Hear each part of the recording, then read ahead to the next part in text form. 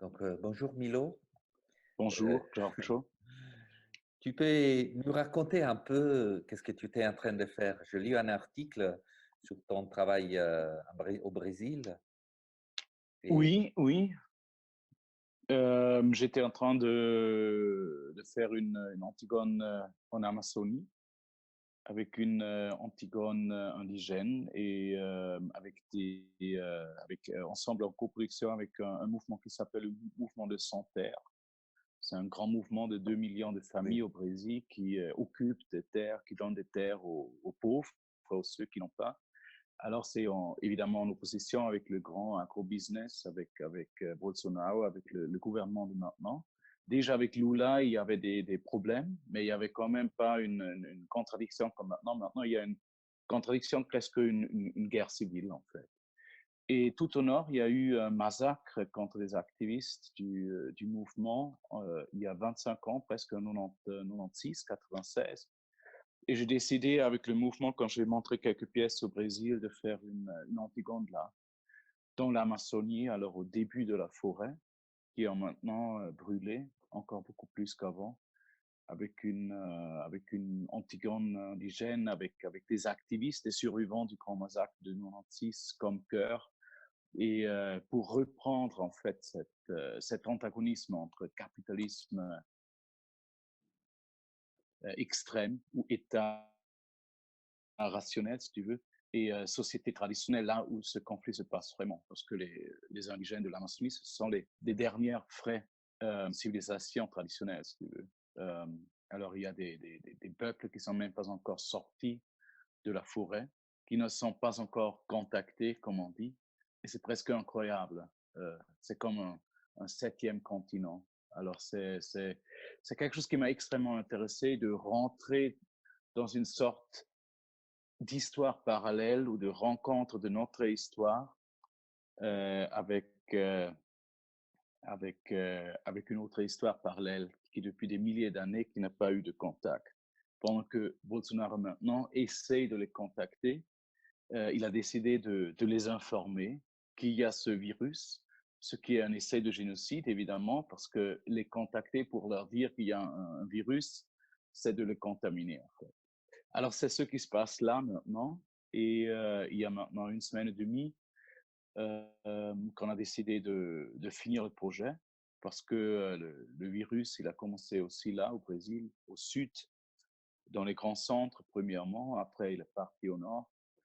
Et on a décidé pour la sécurité de tout le monde d'arrêter avant que ça devienne dangereux, surtout pour les actrices et les acteurs indigènes, les activistes.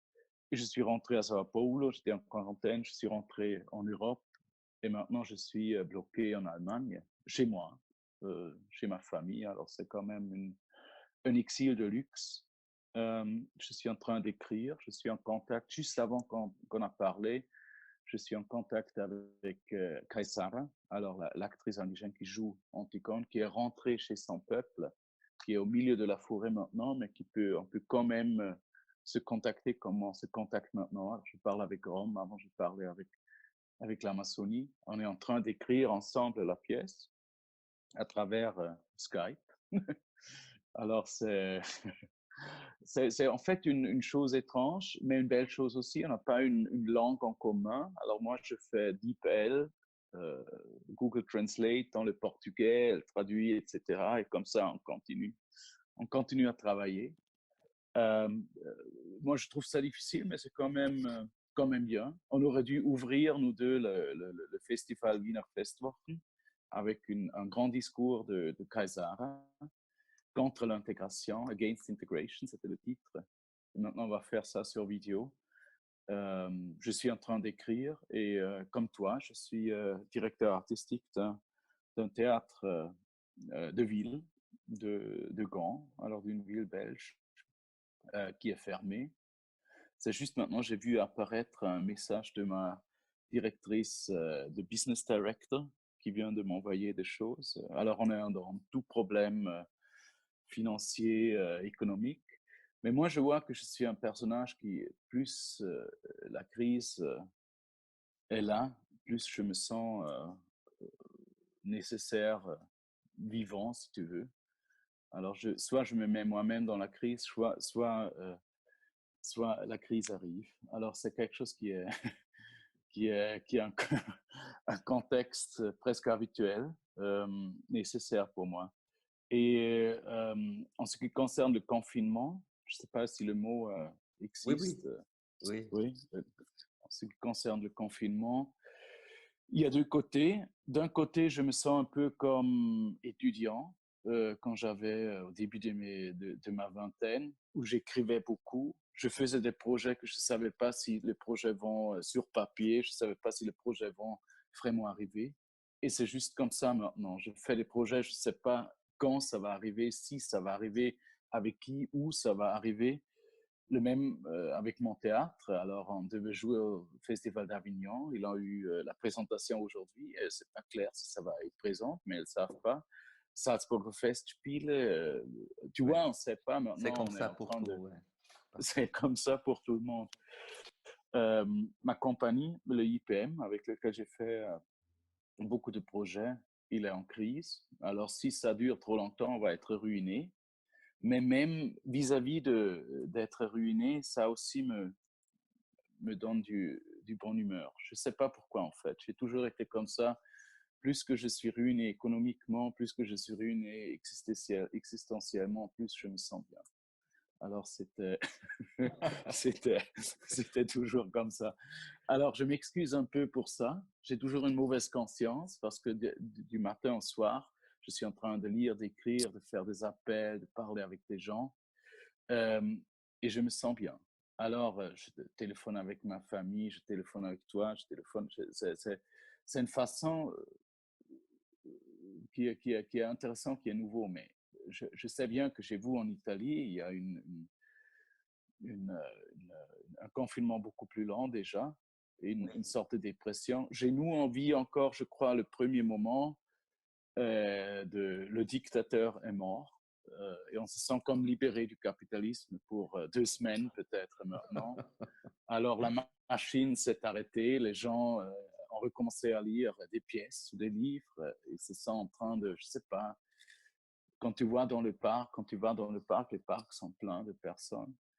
Alors je crois que c'est resté, tu vois, l'Allemagne et les Allemands, ils sont extrêmement disciplinés. Alors le virus n'a pas pu vraiment exploser ici. Pendant qu'en Belgique, on a un État, je crois, plutôt italien, un peu beaucoup plus individualiste. Alors là, le virus explose beaucoup plus. Si on ne Alors peut si je pas aller dans les téléphone, parcs. oui, c'est vrai. Et si je téléphone d'ici, parce que je suis en Allemagne, dans mon théâtre, des gens qui travaillent dans mon théâtre, alors c'est comme un décalage Ouais. d'humeur. Alors eux, ils sont beaucoup plus stressés que moi. Alors c'est ce que je vais faire directement après. Je vais téléphoner avec eux. En ce qui concerne, je crois, les espoirs des socialistes de salon, que le communisme va arriver maintenant et que la machine ne va pas reprendre. Malheureusement, je suis plutôt un peu du côté de George Agamben, même s'il exagère un peu, que je crois que l'état d'urgence qui est installé un peu partout en Europe, le nouveau nationalisme, disons cette intériorité mélancolique de la bourgeoisie, la solidarité qui est familiale mais qui sort plus des frontières de l'Europe, en fait. C'est quelque chose qui est problématique, à mon avis. Il y a des beaux moments de solidarité, mais ça reste national. Quand la Première Guerre mondiale a commencé, quand la Deuxième Guerre mondiale a commencé, c'était la même façon de solidarité nationale. Et je trouve ça très typique, mais j'étais un peu surpris aussi parce que moi, comme hegelien, je pensais qu'on était déjà beaucoup plus loin qu'il y a 100 années. Tu vois, je Ouais. pensais que notre solidarité est au minimum européenne. Mais on a vu que peut-être on n'est même plus là où on a été en 1914. Alors c'est quelque chose que je trouve un peu surprenant. Comme je dis, je peux pas, tu vois, je peux pas faire la Traumdeutung, je sais pas, l'analyse des rêves avant que la nuit est finie. Je suis pas encore réveillé, alors je peux pas faire l'analyse de ce que c'est. Alors je suis encore en plein rêve. Mais comme je te dis, il y a un moment de mélancolique là-dedans, il y a un moment de séparation, un moment de fascisme, si tu veux. Mais il y a aussi un moment de, de, de, de ralentissement que je trouve très, très sain. De ralentissement de toutes les machines. Même si je vois, on est sur Zoom, on est sur Skype, on est encore beaucoup plus en train de travailler qu'avant, peut-être. Parce qu'on doit faire plan A, plan B, plan C, plan D, plan E, Oui, parce qu'on ne oui. sait pas ce qui se On ne sait passe. pas ce Alors, que on ça va. travaille dans des parallélités. Oui, absolument. Mais absolument, mais on ne pas savant si notre activité est vraiment logique. On est comme dans une paralogique et ça libère beaucoup. Parce que moi, je dis, je téléphone au Festival de Salzbourg et je dis, parce que je vais faire le Jedermann, the Everyman. Alors, ça, c'est une tradition. Ils ne savent pas que si ça va se passer. Alors, je fais des plans, mais ça me libère parce que je fais quelque chose où je ne sais même pas si ça va se passer. Alors, ça me libère en même temps, comme je te dis, il y a la réalité économique. On est dans un système qui a la nécessité que ça continue quand on fait par exemple, quand on fait des grandes tournées avec les pièces, parce qu'on a investi et après il faut faire une tournée, tout ça. Alors là, c'est dangereux. C'est quelque chose qui, je ne sais pas ce que je vais faire si ça continue encore 3 mois, 4 mois, mais je ne suis pas encore dans cette phase de la peur. Je suis encore dans la phase de la choix infantile presque. Écoute, si tu arrives à imaginer qu'est-ce que ça va être après, parce que effectivement, on est en train de vivre une guerre souple, une guerre sans guerre. C'est un état de guerre, en fait. Cette suspension, même cette euphorie qui est due à la suspension de toutes les activités normaux, quotidiennes, non?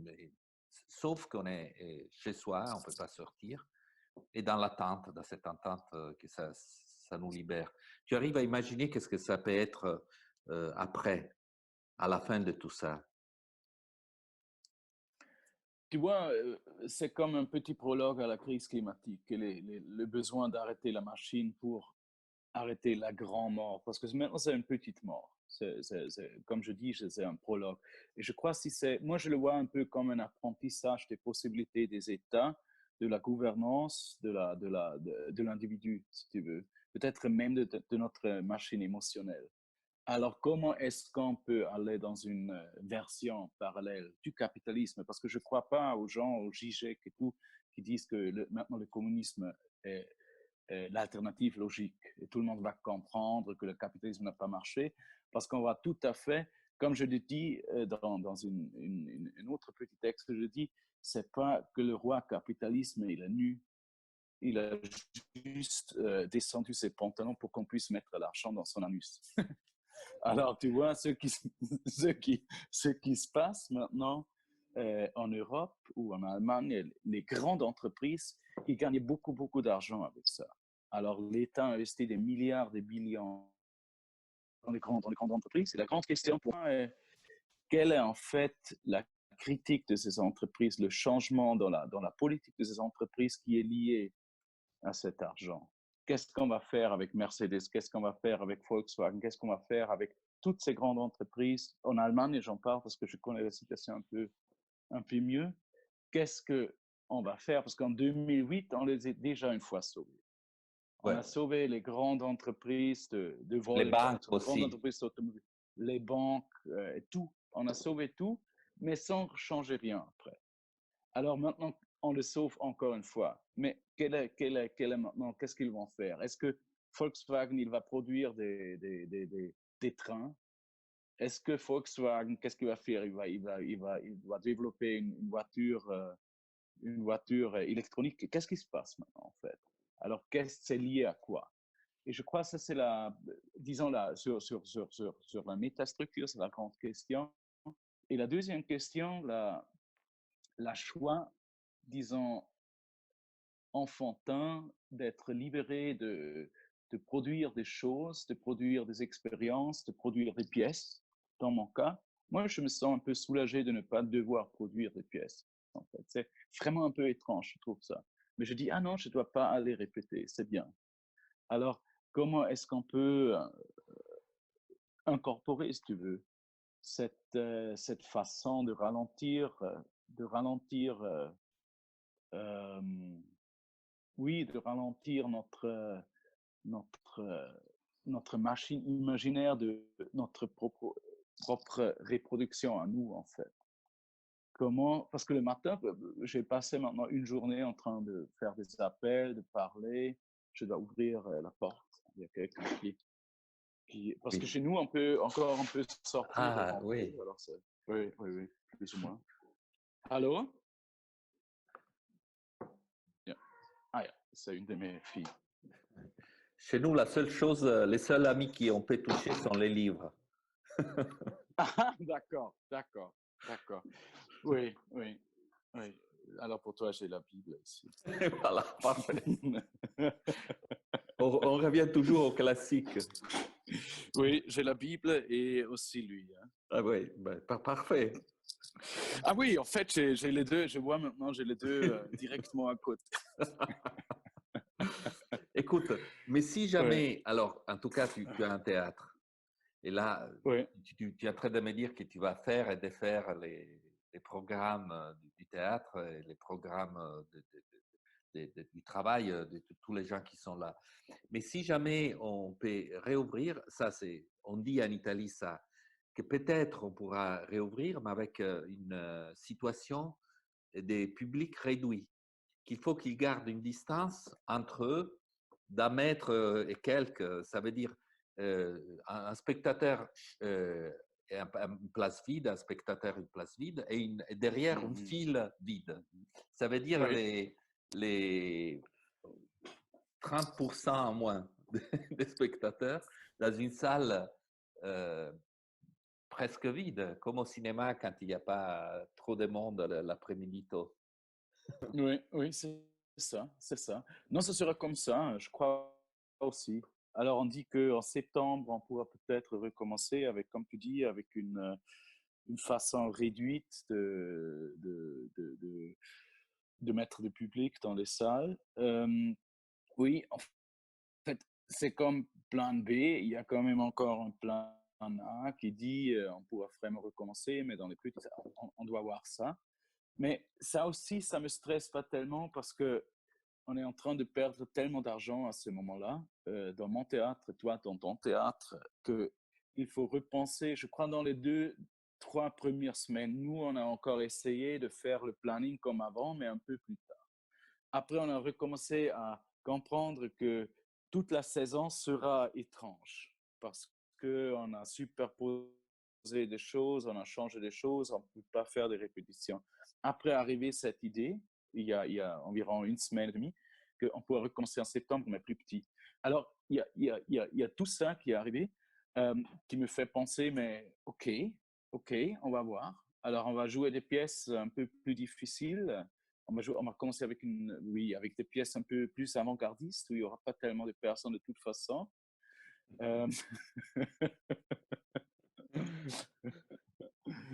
un autre problème du théâtre, je crois que le groupe de risque, c'est en fait le public de théâtre classique. Alors, il y a aussi pour les pièces, pour le public bourgeois, il y a moins de public de toute façon. Alors, c'est un peu satirique, tu vois, mais on pourra gérer ça, je crois.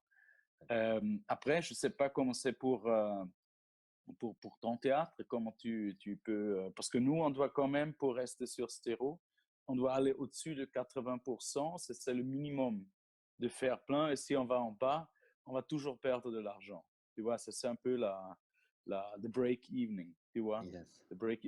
C'est un peu 80%. Et si 80% ne sera pas possible, on devra réfléchir comment faire. Il faut Alors, tout je ne sais pas changer. encore. Il faut Il inventer un faut, autre langage peut-être, une autre manière. Oui, oui, mais il y a des pièces de Rimini Protocol où il y a de toute façon seulement 20-30% qui peuvent rentrer. Alors, où il y a d'autres façons de faire. Je vois une Oui, fois exactement. Rashomon. Oui. J'ai vu une fois Rashomon et tu devais monter, je ne sais plus de quel metteur en scène, mais il y avait toujours un spectateur et tu entrais toujours seul tu vois, tu étais dans des différentes versions de l'histoire du viol et tu allais de chambre en chambre et tu étais toujours seul. Alors, c'est assez. Ou ce que tu peux faire aussi, en fait, Oui, on doit voir, on doit voir. Peut-être il y aura des masques spécifiques pour aller au public, tu vois? Comme quand si on peut faire les spectacles sous l'eau, dans les piscines, Oui, dans oui, l'eau. ça aussi. Écoute, une Dis-moi, autre... Joe. hein? Oui. Non, non, je voulais juste savoir brièvement ton avis sur le live stream de pièces de théâtre, ce qu'on fait maintenant, ou sur Écoute, les enregistrements. c'est pas du théâtre, justement, Oui, c'est une autre j'ai le même chose. avis. C'est intéressant. Moi, j'aime beaucoup mieux des dialogues comme ça, où les moyens est vraiment exploité dans son langage. Donc, Oui, oui, Zoom, c'est très bien pour dialoguer et c'est un outil de travail. Et donc, on peut partager ça avec tout le monde. oui, Et oui, à India, ils ont fait une radio. Donc, en ce moment, les théâtres India, oui, les- c'est l'autre théâtre de Rome. Tous les artistes oui. résidant là, ils ont créé une radio. Donc, ils Ah, utilisent d'accord. les moyens radio, les médias radio, qui est dans sa spécificité. Et en même temps, Oui. par exemple, plutôt que transmettre des pièces, nous, on a demandé aux comédiens comme des morceaux de ce qu'ils aiment, ils sont en train de faire en ce moment, des poètes, comme un morceau de l'amitié avec les livres, c'est plutôt un cadeau qui Oui, montrer une pièce. Donc, oui, oui, voilà. oui, Et en plus, on avait des talks qu'on avait fait pendant les spectacles. Et donc, on transmet ça aussi, qui sont des oui, confrontations entre des intellectuels autour des thèmes qui étaient liés au spectacle. Donc, voilà. Ça je trouve intéressant. Et une autre oui. chose je voulais te demander, c'est à propos de la situation du travail après. Ma préoccupation, c'est surtout pour tout ce que fait aussi, qui est autour de notre travail, c'est-à-dire les comédiens, tous ceux qui travaillent autour, qui sont, c'est qu'en France on appelle les intermittents. Et en Italie, ils ne sont pas soutenus comme en France. Donc, j'ai peur qu'il y aura une crise très grande pour tous les travailleurs qui sont autour du théâtre. Ah oui, je vois ça directement avec ma propre compagnie qui n'a pas, parce qu'en Allemagne, on n'a pas de l'intermittence non plus. En Belgique, on en a. Euh, oh, il y a toujours des messages qui arrivent, c'est quand même un peu fou. Peut-être je vais devenir sombre aussi dans quelques jours. Peut-être que je Euh, change, donc tu m'appelles et je vais être très optimiste. oui. Ah oui, oui, oui, on peut toujours donner son humour à l'autre, ça c'est Si, bien. voilà. Non, mais écoute, j'ai le même problème avec ma propre compagnie, même avec moi-même. En fait, être directeur artistique de Gand, j'ai pas un contrat, j'ai pas fait, mais pour des raisons un peu plus difficiles, j'ai pas fait un contrat fixe non plus. Alors moi, je vis sans contrat fixe, je travaille pas, je fais pas une tournée, je connais pas, j'ai pas d'argent. Et c'est comme ça avec tout le monde avec lequel je travaille, sauf la France et la Belgique qui a une intermittence, mais qui est problématique aussi, parce que dans cette intermittence, il n'y a pas tout le monde, c'est quand même une petite élite de Ouais, quelques ouais. acteurs, etc. Alors, ça, je trouve, oui, ça, je trouve très problématique. En ce qui concerne nous, comme Théâtre de Gand, on est extrêmement dépendant des projets, parce que nous, on produit un certain nombre, une dizaine de pièces chaque année, mais le reste, une quarantaine de pièces, on présente. Alors, si eux, ils n'ont pas de pièces pour apporter, ça devait. Alors, ça, c'est un système. Je crois que le système est tellement lié que s'il y a un moment, ça, c'est la globalisation de l'art aussi, hein, s'il y a un moment, ça commence à ne plus marcher, tout le système commence à basculer comme ça. Euh, Après, comme je dis, ça reste pour moi au moment, même si ça fait peur, j'ai des enfants et tout, et en fait, je suis responsable d'un théâtre et d'une compagnie, etc. Mais quand même, si ça me fait peur, c'est cette peur qui me quand même, me, me, oui, me donne beaucoup d'espoir, en fait, beaucoup d'espoir beaucoup d'espoir Ouais. dans ce moment maintenant parce que je sais pas, le théâtre italien, c'est peut-être un théâtre avant-gardiste qui est seulement euh, dans l'impulsion de la nécessité de faire quelque chose, mais chez nous en Belgique, en Allemagne et en France aussi, comme tu sais, il y a un théâtre qui est là parce qu'il est là. Et il n'y a aucune, il y a aucune impulsion qui vient. J'ai l'impression que, par exemple, quand j'ai commencé à faire du théâtre, mais je crois que chez tout le monde comme ça, euh, j'ai réfléchi parce que je savais, j'ai seulement cette chance, je n'ai pas d'argent, je dois le faire, je le fais, et il y avait une nécessité totale. Alors, je vois qu'il y a là-dedans une pensée néolibérale qui est insane, qui est malsaine, mais quand même, je veux voir la chose sous une perspective positive. Alors, si moi je me dis, ça va pas se passer, par exemple, je dois faire une grande opéra et tout, et si ça se passe pas, parce que l'opéra commence vite à basculer, parce que là, les contrats sont tellement difficiles, alors je me dis, si c'est pas possible, c'est pas possible, alors ça va pas se faire. Je suis pas triste de ça, tu vois. Alors je vais le faire une autre fois, je vais pas le faire, parce que je peux aussi écrire, je peux parler avec toi, il y a tellement de choses qu'on peut faire, et je crois que notre société qui est tellement flexible quand même, et le secteur culturel qui est tellement flexible, on doit vite regarder, comprendre. Et je crois que ce qu'on fait maintenant dans une sorte d'hystérie, on veut faire la même chose qu'on a fait avant avec d'autres outils qui ne sont pas vraiment préparés et qui ne marcheront pas avec ça. On a parlé du live stream, on a parlé de choses comme ça. Ce n'est pas le théâtre qui va venir, Oui. tu vois. Ça sera quelque chose qu'on va avoir à côté pour, je ne sais pas, qui existe, qui est peut-être renforcé, qui est exploité aussi, mais on doit aller beaucoup sur un niveau beaucoup plus basique et se demander, mais qu'est-ce qui se passe? J'ai par exemple relu un livre de, je crois, Peter Brook, où il dit, après la guerre en Allemagne, c'était à Hambourg, la ville était complètement détruite, les gens mouraient de faim, mais il faisait la mise en scène de Dostoïevski. Alors il était sur un grenier et le personnage entrait à travers les escaliers. Je ne veux pas dire théâtre pauvre, c'est super, super, c'est par hasard un peu ce que j'ai toujours fait. Mais c'est quand même quelque chose, on revient un peu sur l'impulsion propre, l'impulsion enfantin, en fait, pourquoi, et même politique, en fait, la raison politique, pourquoi on fait ça et qu'on ne veut pas juste continuer dans la même façon, mais avec d'autres outils, que peut-être on change la façon de le faire. Et peut-être c'est le moment. Ouais. Et je trouve ça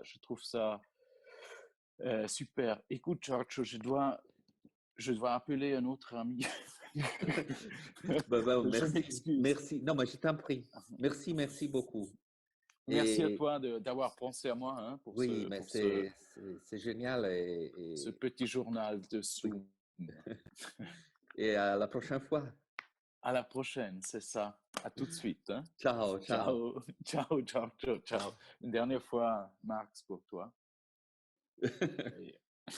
ciao. Ciao.